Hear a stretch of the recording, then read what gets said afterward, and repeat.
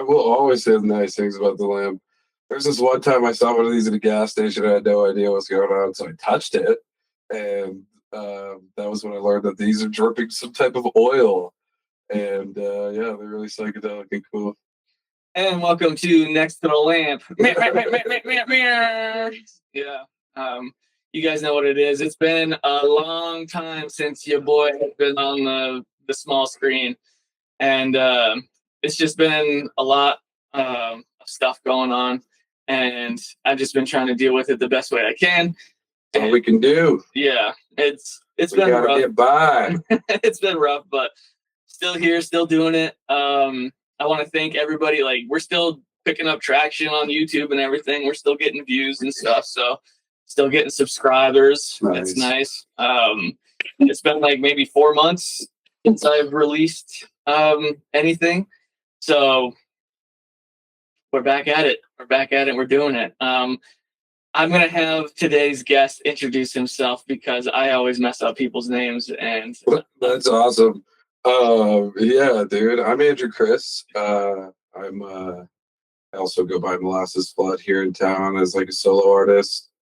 I play in a couple different outfits. I'm sure we'll talk about that in town, but my name's Andrew Chris and I'm stoked to be here. Thanks for having me, buddy.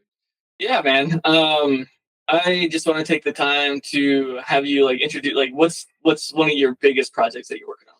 Currently, what we're going through right now is my first attempt at writing an EP, a solo EP. I've been a musician of various types throughout my life. I've done electronic music, things like that, band music, all sorts of things. This is kind of my first attempt at solo music. So I'm working on a solo album or EP rather that has 6 tracks of originals and 6 tracks of covers. The covers will kind of be in a range from Americana bluegrass stuff to maybe a Grateful Dead cover, things like that.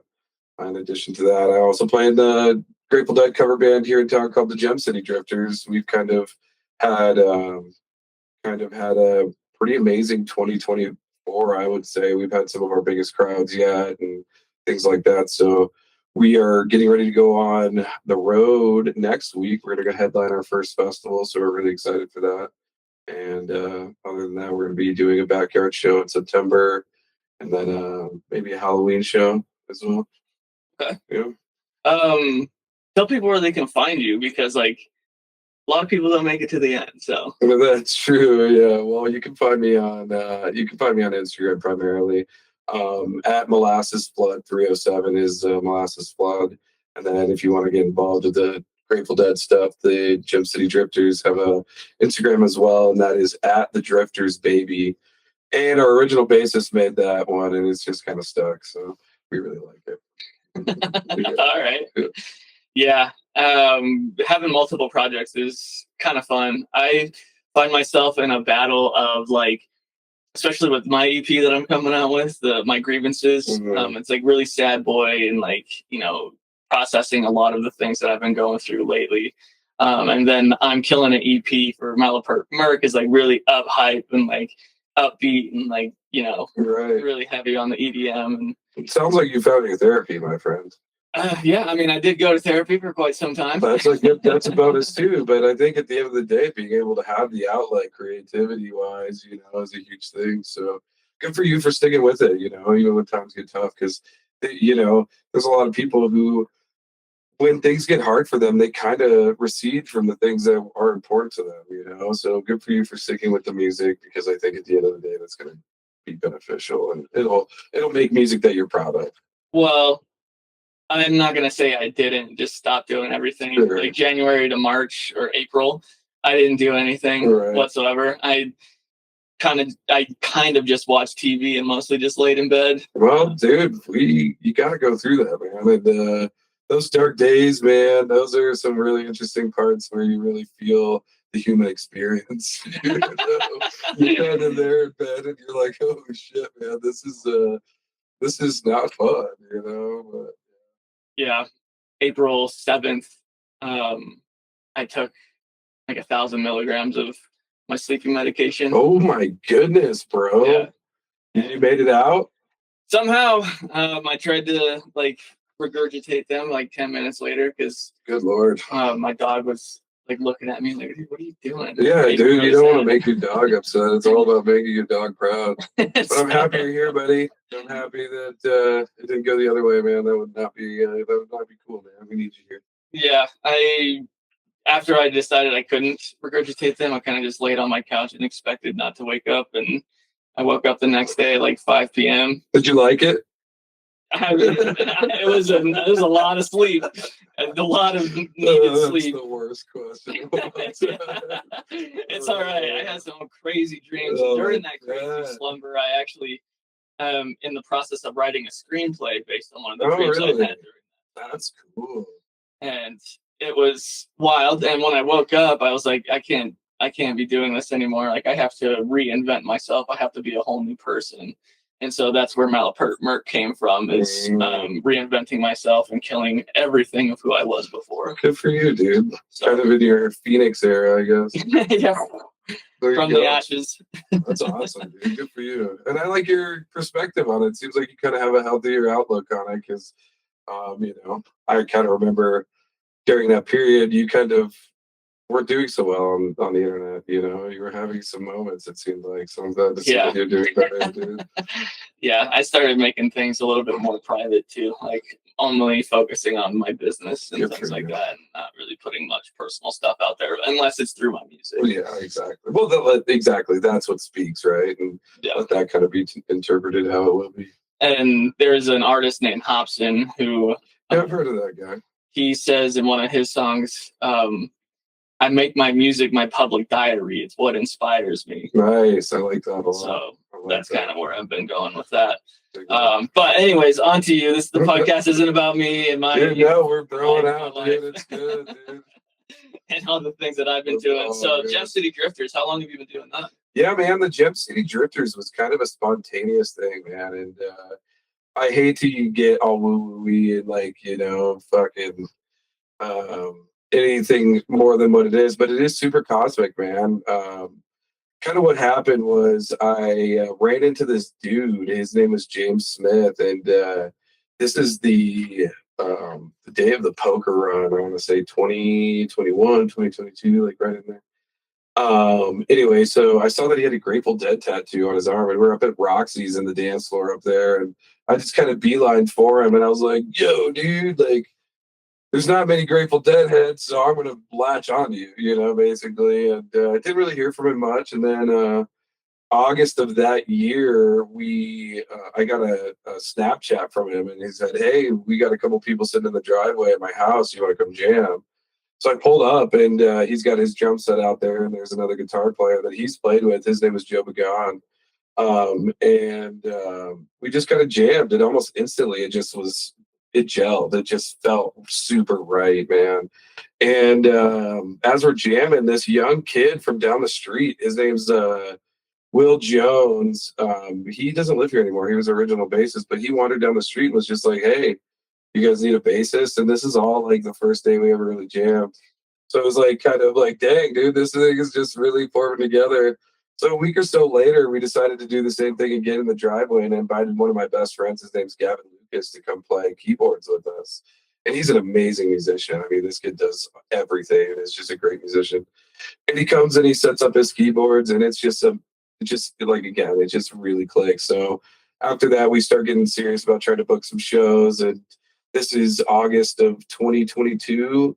So we'll be 2 years this year, man. And it's still going really strong. It's actually picked up quite a bit in the last year. We've kind of had a reformation, if you will. Our original drummer, James, and our original guitarist, Joe, and our original bassist, Will, all kind of left around the same time. So we were kind of in uncertain waters, and we had some really bigs coming up last fall. And I hit up my buddy Brian Giesinger. He goes by Goose, and he's an older head, man. He's an older cat, but he joined the band, and then Aaron King also joined the band right about that time, and we kind of took off in a new direction. We also got a new bassist named J.W. Mills, who's just an absolute powerhouse. And yeah, the Grateful Dead is alive in Laramie, man, for sure. That's awesome. Yeah, I've been to a couple of your shows, man. You guys rock it out. That's for sure. Yeah, it is a lot of fun. I've always liked jam band. So. We are that for sure, dude. I keep telling my dudes in my band, like, we need to work harder on jamming. Like, we need to go deeper into that because, like, we'll be playing a song and it's kind of hard to read the crowd, especially in the moment. But, we can sometimes pull it out a little too early, I think. And yeah, we're going to dig in a little bit more this fall and winter when you see us again for sure. Yeah, that's awesome. I'm really happy for you guys. I know Aaron, and Yeah. I briefly know you, but in passing. And like you guys have always been like really nice to me and stuff. Thanks, man. We try to be, man. And like this whole thing isn't about anything other than sorry about that. This whole thing isn't other it's community. It really is. And before I got here in Laramie, I was really involved in the Grateful Dead scene down in Denver. I lived there for about 6 or 7 years, and I worked at the big Grateful Dead bars down there, and was always really really involved in that. And it was a huge scene, really immersive. Grateful Dead bands all nights of the week, things like that. And I moved to Laramie, and there really wasn't that. So I kind of judged Laramie in a different way. I was like, oh, there's not really a robust, heady, music jam band scene. And I kind of had the idea, like, it's like, if you build it, they will come for sure, And I don't know where I stole that idea from, but yeah. Feel the dreams. Yeah, exactly. But yeah, and then we started putting on like backyard shows. Have you been to any of those yet? I haven't been to any. You got to come to one of those. They're a lot of fun. They're kind of like big shows of the year, I think, for sure. Yeah, I I'm kind of introverted myself, Like I stick to this room mostly, especially now, and just work on my own stuff. And, well, you're always invited, my friend. Yeah, thanks. Yeah, I like interviewing like local artists and things like that because one, I live here, right? Two, really into music, and I love helping people out. Sure. So Molasses Flood. Sure. How'd you come up with that name? I'm a historian, actually. I work as the assistant archivist at the American Heritage Center, so I've always been really into history and music. And the idea of Molasses Flood is kind of just like a nod to a historical event that also kind of plays as like, could be a first and last name, or just like a moniker of some type. But it's actually a reference to a historical event.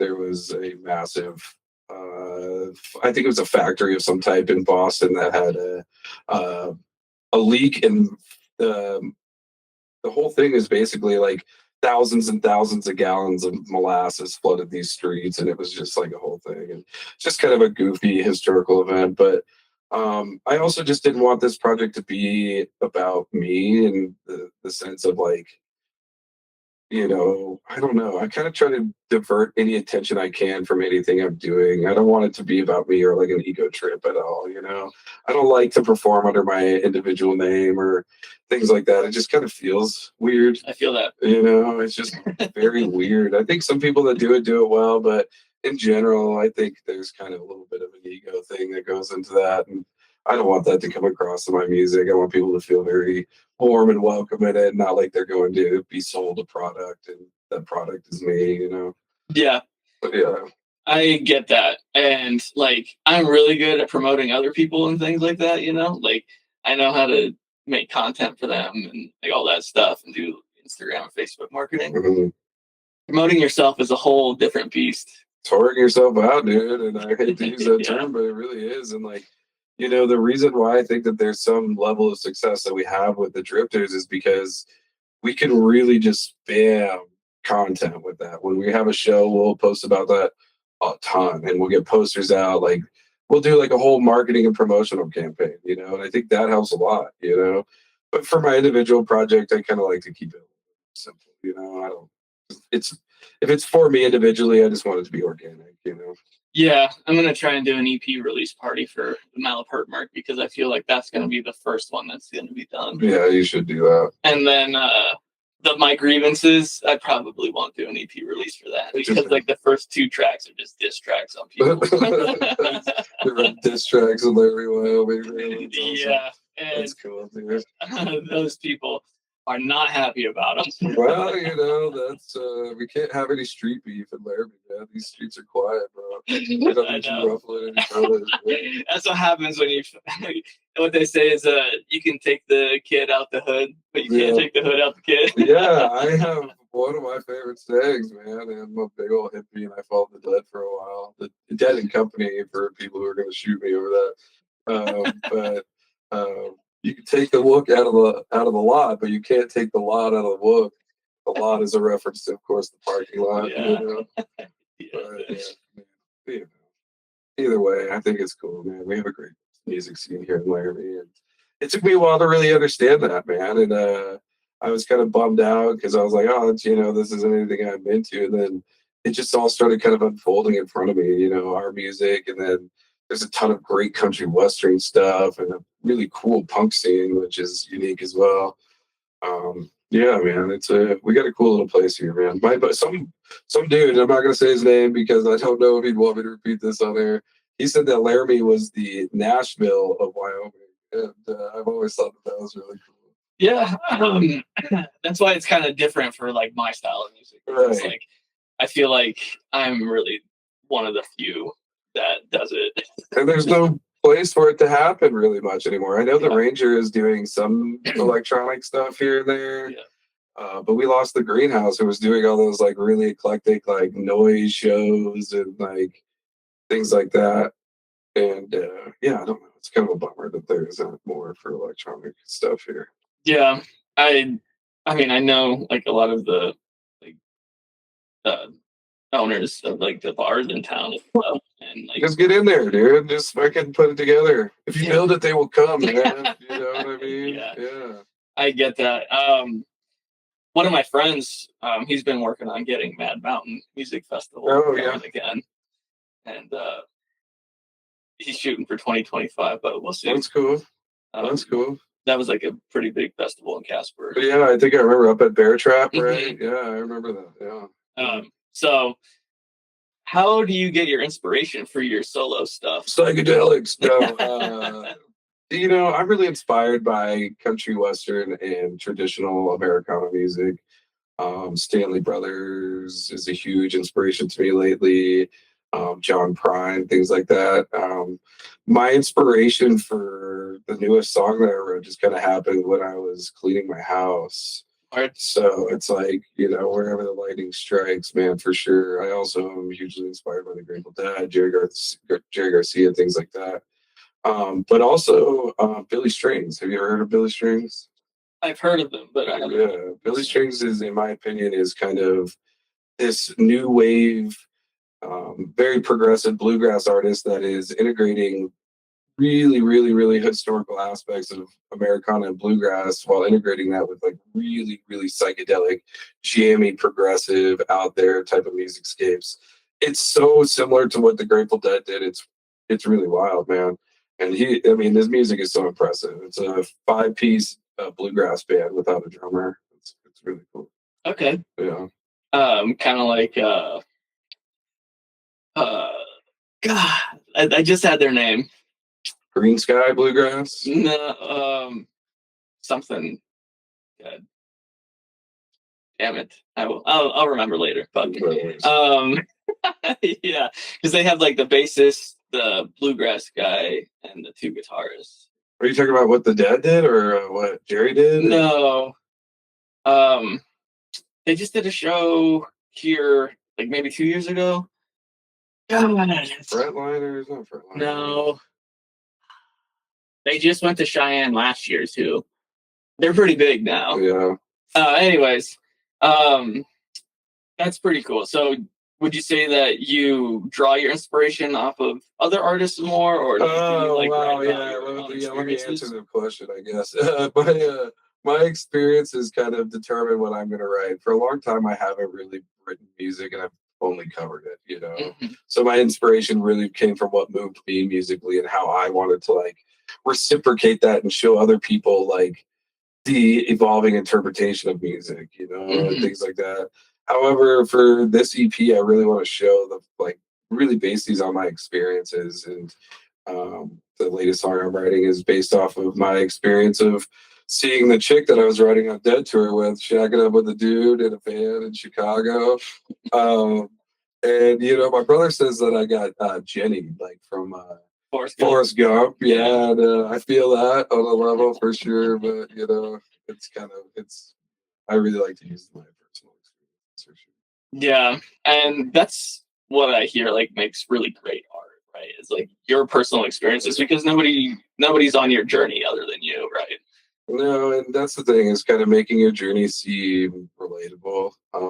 That's tough. Yeah, right. Is like because so much of life is like these are really complex, unique moments that we all share, but can we define them in a very similar way that relates to enough people that will care about it. And you know what? This isn't about people caring about it, dude. You got to make music for yourself, and that is at the end of the day the essence of it. I do love performing though, so that's the need. I want to put out an EP so I can go on tour next year and go on a little road trip and do all that kind of stuff. Yeah, I definitely get that. Back to what you were saying with your experiences and things like that. Has there been like one experience that you find yourself writing about more than others, or? Not necessarily that I end up writing about, but I have an experience that constantly drives my inspiration and kind of a theme that I want to go for is like I said, I spent 3, 4-ish years following the dad on the road full time. I've seen hundreds of shows, and I kind of want that spirit of adventure, that open road vibe, that kind of American dream kind of vibe to be conveyed in the music. And so I think my experience being on the road and living out of a car and seeing those shows and stuff like that, I really want that energy to come out.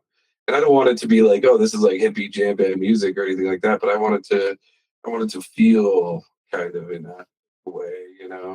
Like it's definitely kind of it's this essence of just the spirit of adventure that I want to convey. Okay, I get that.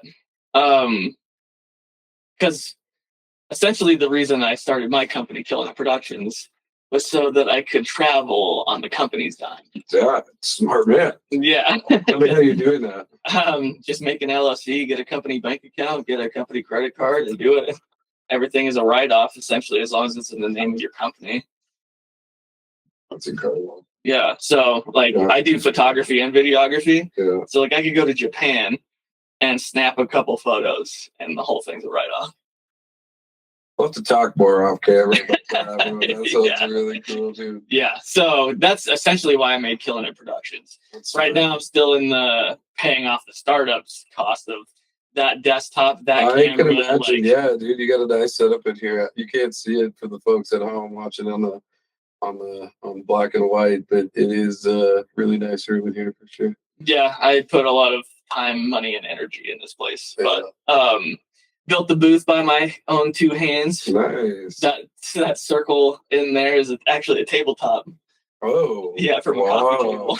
That's intuitive, dude. I dig it. Yeah, one of my friends had it, and he was like, "Well, like I bet we could do this." I'm like, "All right, let's do it." Love that, man. That's cool. So I can at least see the artist in there while I'm like recording. You're like, one more take. Yeah. Like that one felt good. Yeah. Yeah.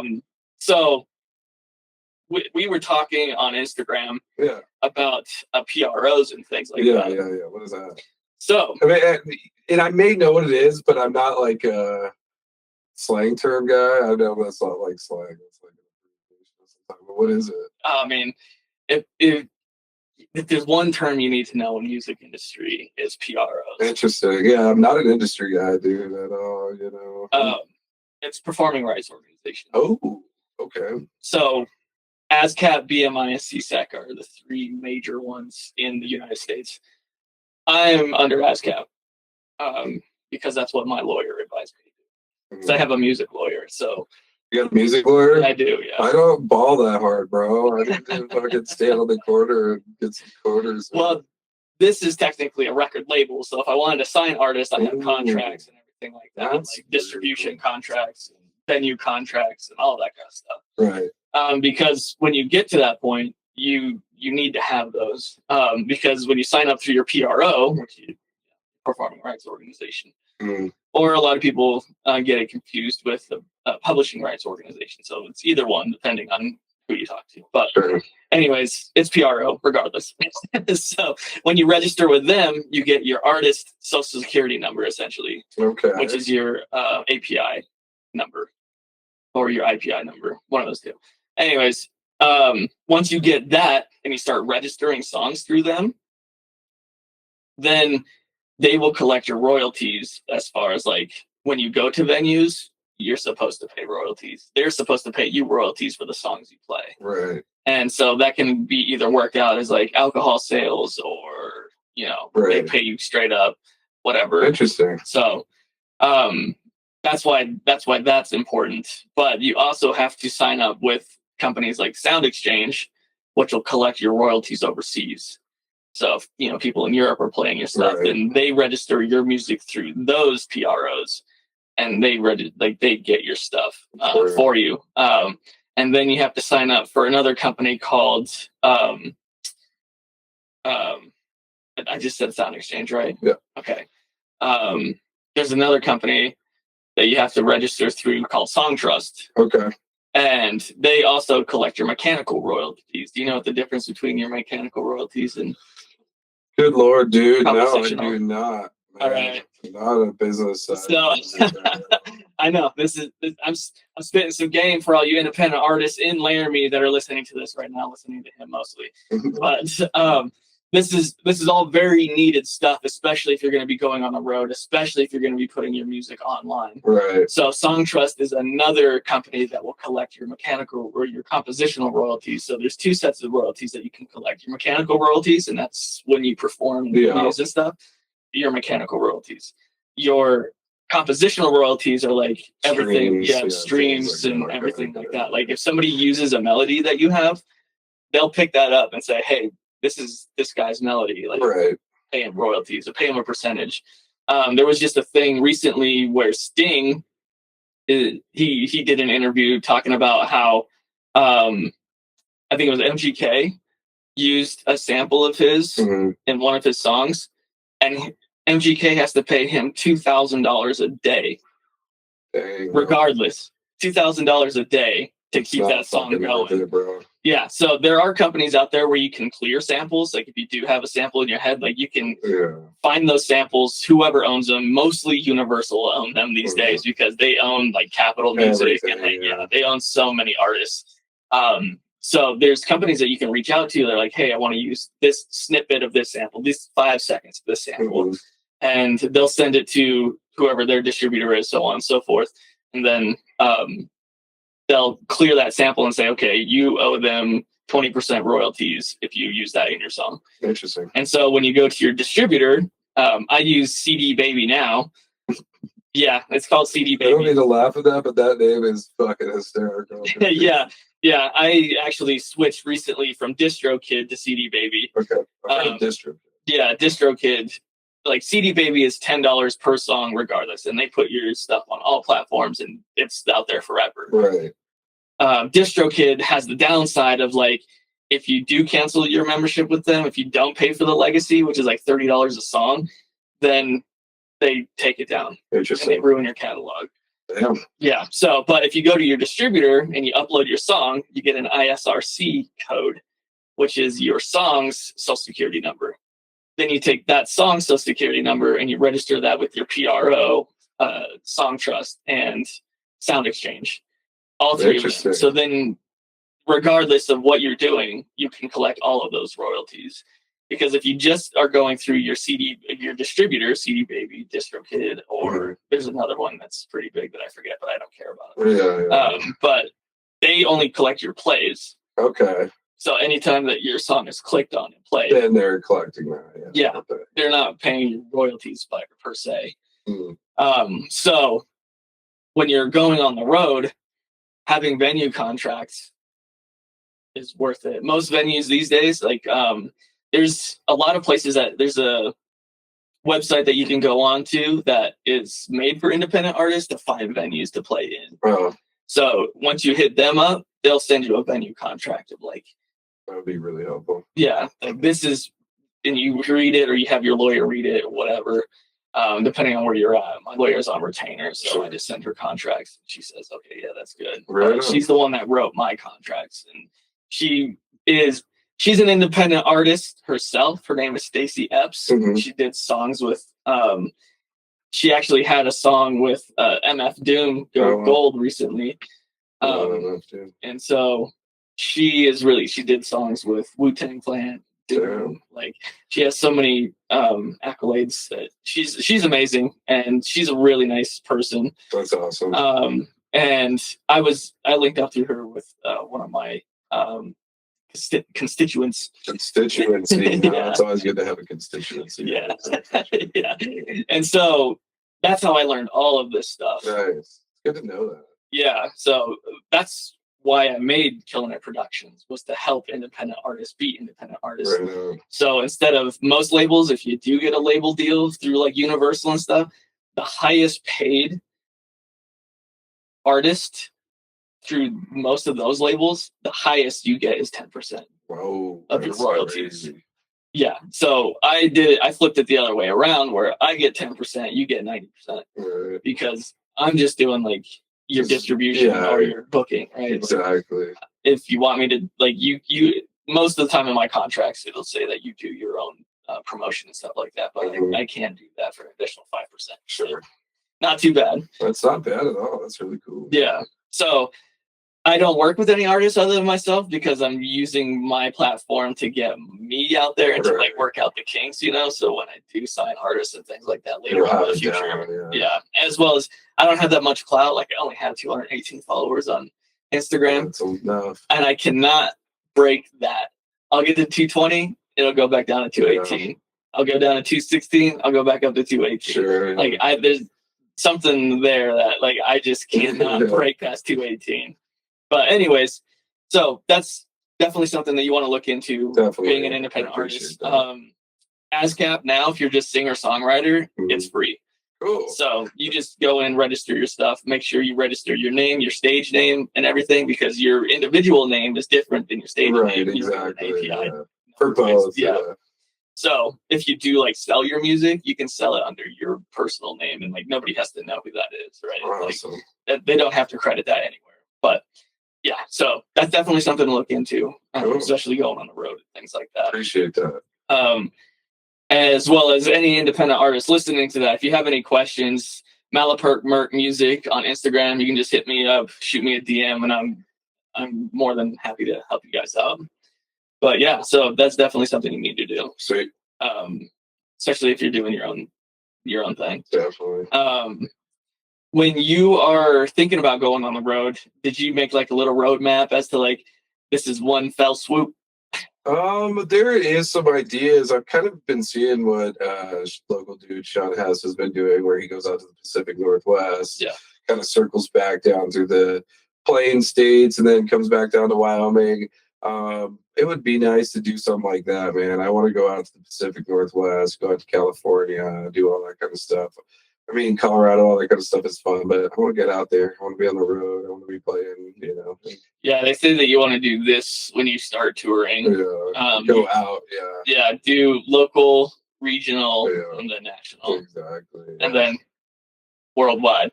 Like this podcast is, we worldwide here, son. Worldwide, yeah. Most of our downloads are in Germany. I'm gonna get my parents to watch, and they're in Portugal, so there will be even further reach there. Yeah, I've got a few in Portugal. Nice. Yeah, maybe it's my parents. Yeah, maybe. Yeah. So, when you're making your music, do you do lyrics first and then melodies, or do you do melodies and then lyrics? Both actually. I've done it in both ways. Writing a melody first and then trying to write lyrics is a little bit harder for me. If I come up with like a lyric, or if I come up with like a little line, usually I'll go try to write that down pretty quickly, and then pick up a guitar and then just see what fits along with that. But it's just whatever happens, man. Like the other day when I was writing the song, it just hit me, and I just dropped what I was doing and wrote it down, and immediately was like syncing that up with the guitar. So, but I've never written like a full lyric or poem or anything like that, and try to do it that way. So. It depends.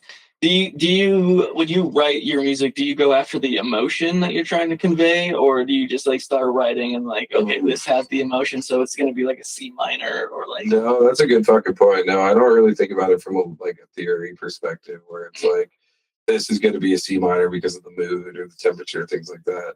I think the lyrics and the cadence kind of determine what key and what notes that I end up using, because um, I just think that is just kind of more of how the flow state enters for me. I actually don't know enough about music theory to be able to go this.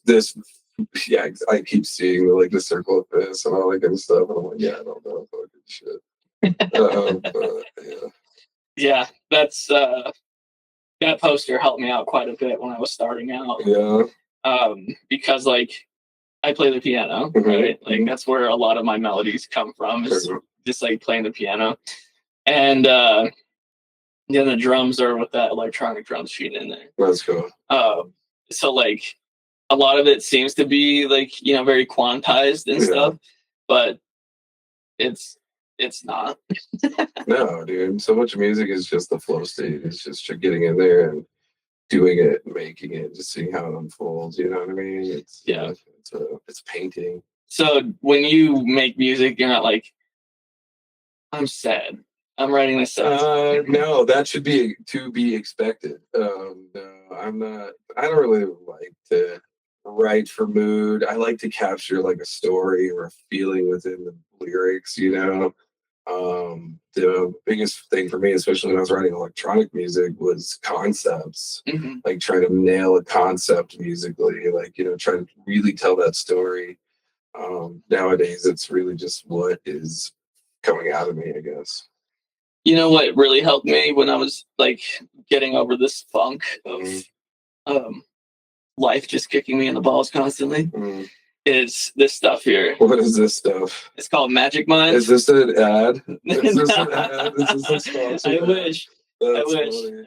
But this Magic Mind is Magic Mind, you out there? They are out there. They do watch. But yeah, it's like a mushroom tincture. Psychedelic mushrooms? No, like lion's mane. Okay, stuff like that. It's stuff that's good for you. Yeah. So they do a lot of stuff with like making sure that you're in the right mental state. That's and awesome. It's like I'll have to check that out. Natural stuff rather than like caffeine and stuff. Like there's not caffeine in there, but there is like things that do help with that in here. And I was kind of skeptical because I am caffeine sensitive. Yeah. So like I would drink half of one, and see how it would do. Kind of like if you take mushrooms, right? You take a cap and you're like, wait a little bit. Oh, really? That's just a handful of time. Yeah. So like you can always eat less. Yeah. The first time I tripped mushrooms was like 2010, 2011. Yeah. And my friends came up from Steamboat and they're like, dude, we got some chocolates. Like, you want to hang out? And they showed up at the house at like 1:00 in the morning. Wow, that's a time commitment. Right? Yeah. And I was like, okay, so we ate these chocolates and, we're watching Planet Earth and fast forward, just like times 2, listening to techno. That's fucking hilarious. Dude, I bet you that was awesome. It was awesome. I bet you it was fucking awesome. Yeah, everything else was dark besides the TV and just like that's where Neon Squid came from. Actually, it was because this squid was like sitting there dancing like to this, techno music and stuff. Dudes will hear this story and say, "Hell yeah!" Yeah. Yeah. So that's kind of where Neon Squid came from. Nice.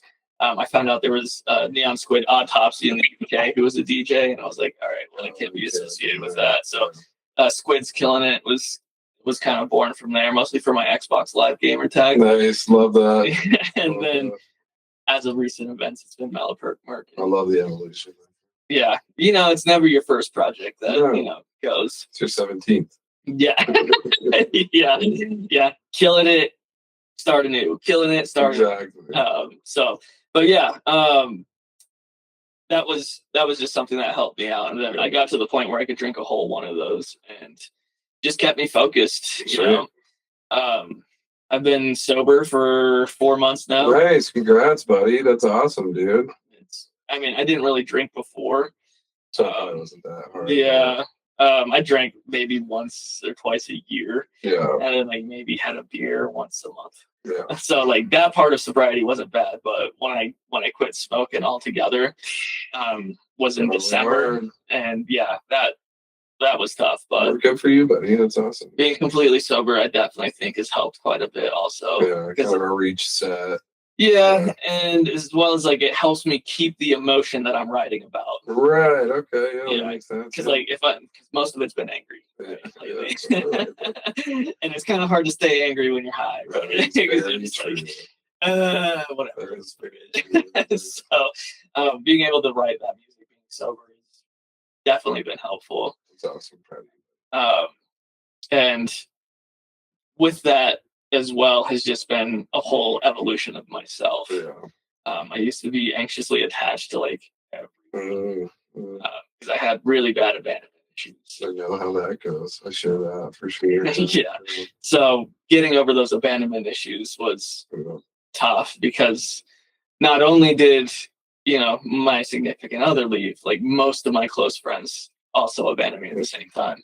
So that's why I've been mostly just chilling here, is because I don't have anybody else. You're in the cocoon now, dude. You're going to be a butterfly soon. Don't worry about that. I'm hoping to be Mothra, actually. You're going to be a diamond someday, baby, man. You are. Yeah. That's awesome. So have you experienced anything like that, like other than the van chick? Yeah, man, I've experienced all sorts of crazy shit, man. I was a piece of shit for a long time. Yeah, real slick back hair. Dude, no, I was just not a good dude. And yeah, I was not good to my friends for a long time. I got kicked out of an entire friends group for 2 or 3 years, man. Like, I mean, I'm talking excommunicated, and I had to put in the time. That's actually when I started going on Dead Tour, man. It was like right when that happened. I had just been a piece of shit, stolen from some people who were really close to me, just been a degenerate, man. And went on Dead Tour, and that exposes you, man. Like when you're out there on the road, like that's raw human life happening out there all the time. And if you're not the fucking, you're not pure of heart and you're not actually trying to make progress, you'll get exposed. And I think that helped a lot. And eventually I was welcomed back into my little friends group, and it took a lot of time and progress. But yeah, man, it's for sure, man. But yeah, a lot of my mistakes, I think, kind of had the catalyst to, or were the catalyst for who I am now and the creativity that I'm experiencing now, for sure. See, and that's the thing that kind of makes me upset. Is like I didn't do anything like that to these people. Well, and sometimes you don't have to, man. And honestly, sometimes people just don't understand how to understand other people. And that's not your fault. And one day you're going to find the crew that does. It doesn't have to work to understand you. And at the end of the day, those are the people you want to be around anyhow.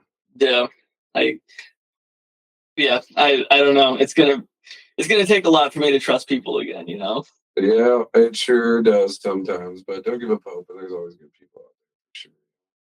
I'm trying to remain one. Nice.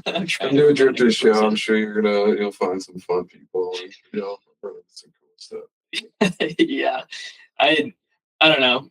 So when you think about your own experience and your journey through this human existence,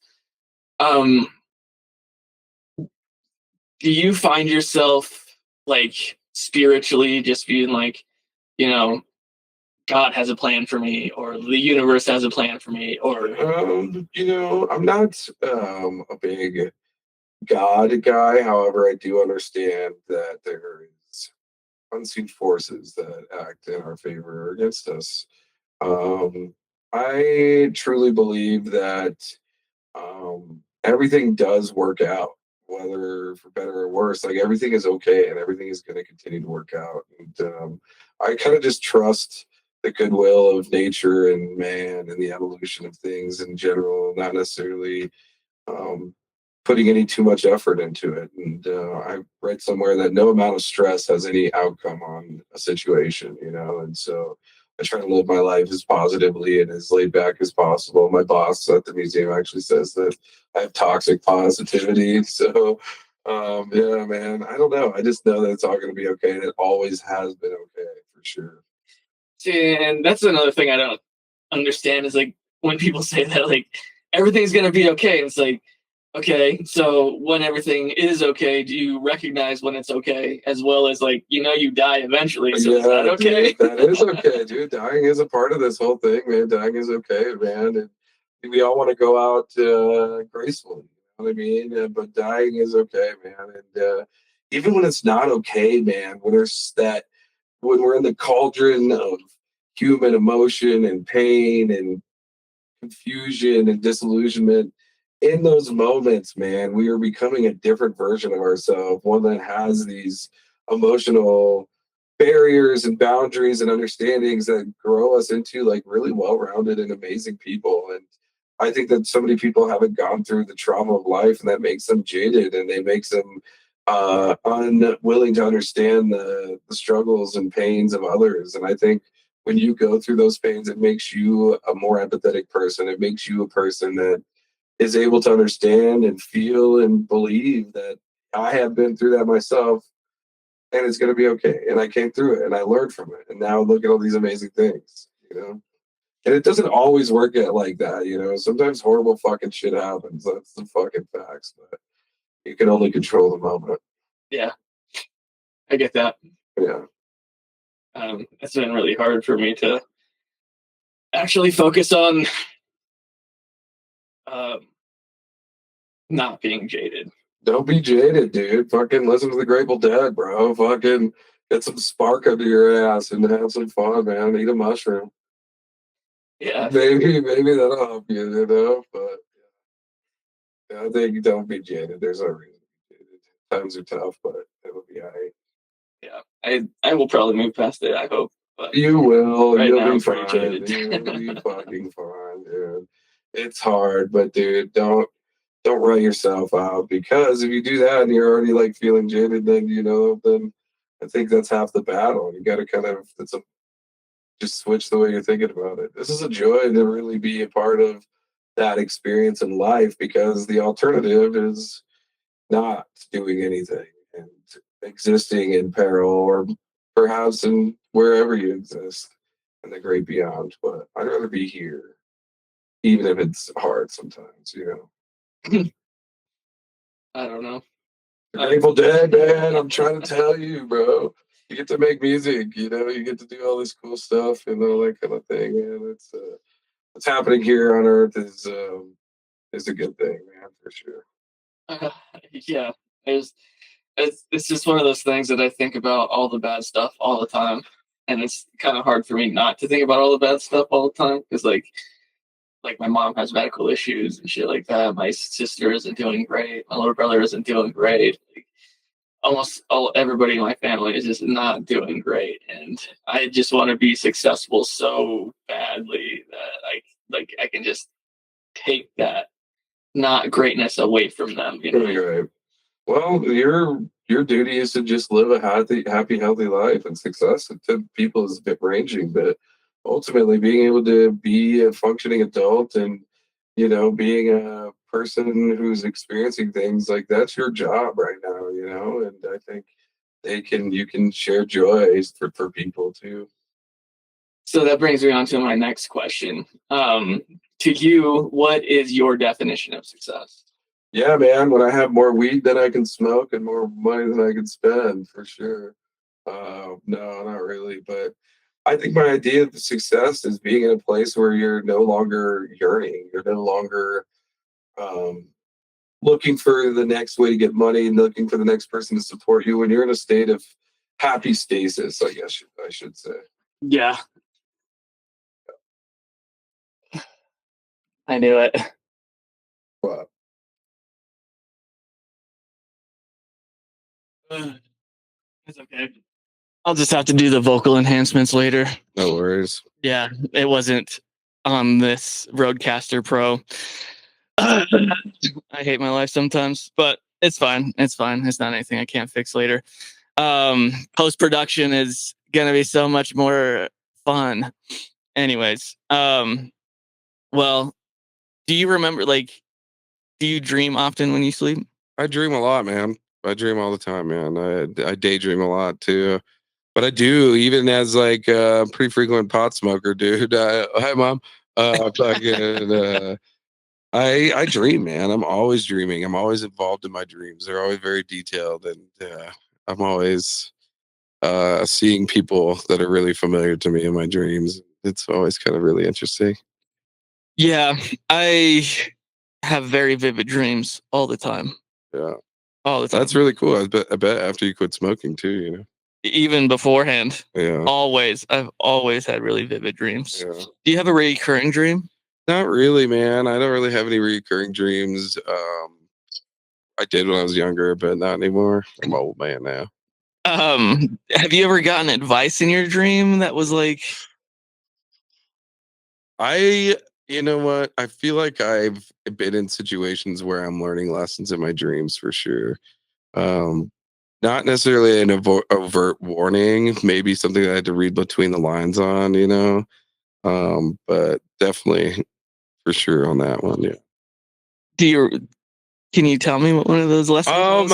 I actually, right off the top of my head, I can't, but I know that there exists in the realm of sleep and lucidity the the messenger, I guess I'll call it. But there's this exists in dreams. I think the constant spreading of a message. Maybe even it's not that, but yeah. I mean, for me, I think that comes a lot more subconsciously. Yeah, there's one dream that I remember having one time a few years ago, and I was walking through the streets of Seattle. Okay. And there was this one place in Seattle where they had like this park, and it was like coming down a hill. And coming down this hill, there was like these like there was just like these giant tubes that just had grates over them, and they were just like this, right? They were Yeah. stepped down this hill. And I used to ride BMX when I was younger. Um, and I was walking up this hill, and there's this guy, and he's on a BMX bike, and he like hops off the first one. There's three of them. Yeah. Hops off the first one, does like a bar spin. Hops off the second one, does like a tail whip. Hops off the third one, and like he wrecks, but he like ditches the bike midair and like lands on his feet and just like runs and stops. Oh wow. And I'm like, dude, are you okay? And he just looks at me and he says, plans change, man. Nice. Plans There you go. change. See, that's what I'm saying, dude. And I'm like, all right. That's awesome. And so now when things like that happen, like things that I'm going through like right now, it's just plans change, man. Plans change, man. And yeah, folks, listen at home. Plans change. It's all gonna be okay, man. It's that I think that's the message I want to get across today. Plans change. Yeah, man. Thank you so much for having me, dude. I really appreciate this. Yeah. It's a really cool spot. I want to do some more stuff like this. Hopefully, we can do some music too in the future. That would be really cool.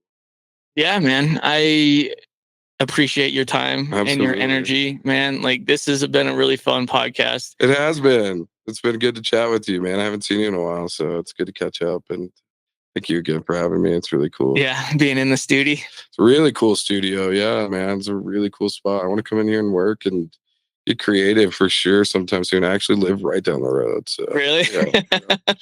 yeah. So, Awesome. right on the other side of Labonte. So Okay. yeah. Well, whenever you want, man, just shoot me a text. I'm always in here. Thanks, man. I don't do anything besides being here. Well, so. that's good, dude. I know where to find you then. Yeah, a lot of people do. That's awesome. So if I have any enemies, you know where to find me. Awesome, man. Well, thank you again. And say goodbye to the Squid Squad. See you guys. Thank you guys for checking in, man. Yeah, I don't know what to call you guys now that I changed my name. Stay at the Squid Squad, man. Leave it. The Malapert many. I don't know. See ya. Take care, guys.